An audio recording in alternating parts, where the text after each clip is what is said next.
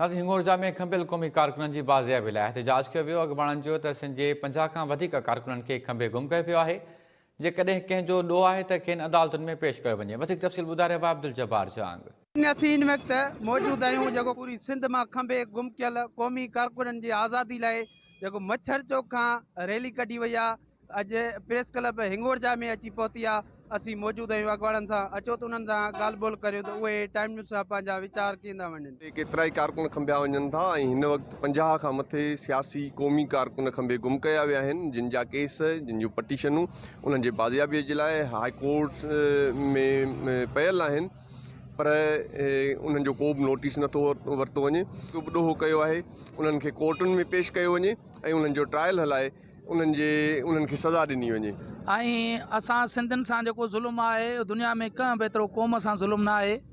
असां ज़ेरे ज़मीन ज़ख़ीरनि जे पैदावारी वसीलनि सां शाहूकार सिंध जा मालिक जेके ॿिनि वेलनि जी मानीअ लाइ परेशान हक़ सच जी ॻाल्हि कनि था, उन्हनि खे खंबे गुम कयो थो वञे। हिन महिल बि केतिरा ई असांजा खंबे गुम कयल क़ौमी कारकुन जिन जा वेड़ा खयूं था आहिनि। सिंधड़ीअ मां वेड़ो खणी आहिनि, नसीराबाद मां वेड़ो खणी आहिनि। जूं मायूं वारस सरापा एहतजाज आहिनि। असां दुनिया जे मौज़ मुल्कनि एमनेस्टी इंटरनेशनल ऐं दुनिया जे आलमी क़ुवतुनि खे ताक़तुनि खे ध्यानु छिकण आहे रैली कढी आहे। असांजा 5 कारकुन उन समेत सिंध में जेके कारकुन उहो 60 खां वधीक तादाद आहे। इहो जेको अनऑफिशियली आहे जो हिन में धरतीअ में जेके बि माण्हू खंबिया था वञनि उन्हनि ते इहो दॿाउ थो विधो वञे त तव्हां ज़ाहिर न कयो, किथे शिकायत न कयो। तंहिंजे करे काफ़ी अहिड़ा दोस्त आहिनि जेके असांजा खंबियल आहिनि पर असां वटि डेटा कान्हे। उन्हनि खंबे जबरी तौर ते गुम कयल क़ौमी कारकुननि, मज़दूरनि, शागिर्दनि जे वापसीअ लाइ ऐं उन्हनि जी आज़ादीअ जे मुतालबे लाइ कढी वई आहे, जेका मच्छर चौक खां असां कढी हिते प्रेस क्लब हिंगोरजा पहुता आहियूं। असां सभिनी जो सिर्फ़ु में सिर्फ़ु इहो मुतालबो आहे त असांजा जेके बेगुनाह खंबे गुम कयल कारकुननि खे आज़ादु कयो वञे।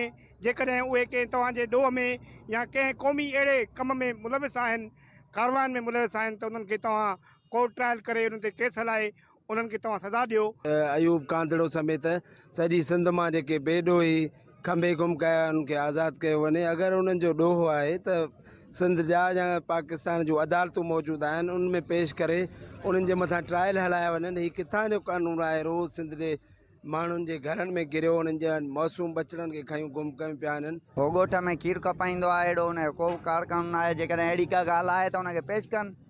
महीनो थियो असां हर हिक ॾे विया आहियूं, भॼी तंग थी पिया आहियूं, को असांजी ॿुधे कोन थो। उनखे खंबे गुम कयो अथनि, अॼु महीनो 5 ॾींहं थी विया आहिनि।